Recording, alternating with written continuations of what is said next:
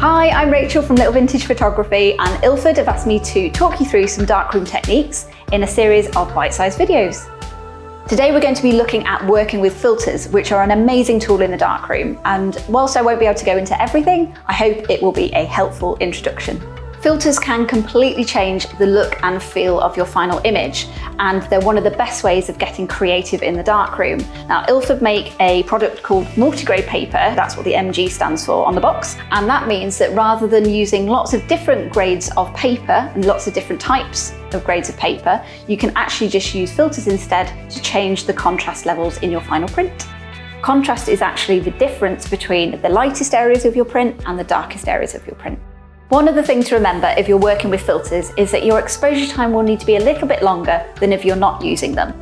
That's because if we've got a physical filter, it'll be blocking a bit more light.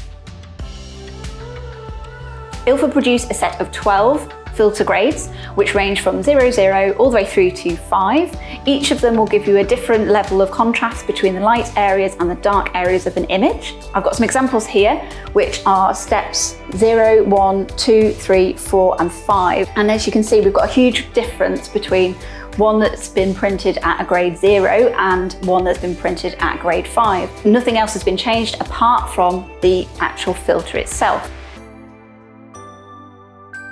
So when you're working with filters, you've got 3 potential options that you might want to choose. You'd prepare your image in exactly the same way as you would do with any print, and then pick the correct filter for the system that you've got. One of them would be under the lens filters. This is a kit that ILFORD have created, which has 12 different steps. We've got 6 at the half grade and 6 at the full grade steps. These filters are already mounted up within their own housing, and you would simply choose the one that you like and place it into the holder that sits below the lens.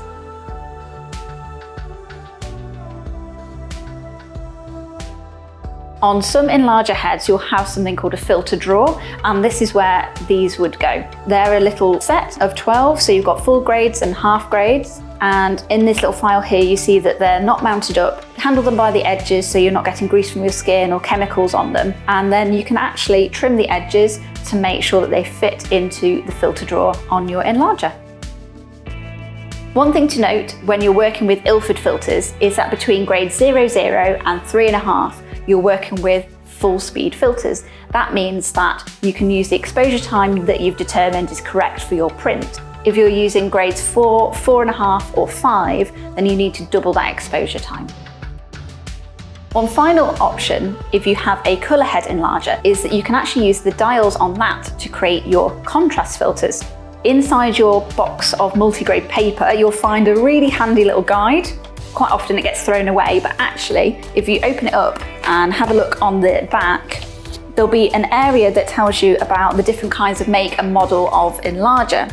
What you need to do is check which one you have. The ones that I'm using here at ILFORD are the Kaiser enlargers, and they come under the family of Durst enlarger heads. So I can see that that's the one that I'm looking for. If I go over to the other table here, this actually tells us about the filter grade. If I look at the corresponding enlarger head that I've got here, which is the 170M, then you can see that it gives me a range of numbers of yellow and magenta that I need to dial in on my enlarger head, which will give me the corresponding filter grade for the contrast levels that I would get with the under the lens or in the filter drawer filters, but using the dials instead. So there we go, that was working with filters. I hope you found that helpful. If you want to learn more about darkroom techniques, check out ILFORD's other videos.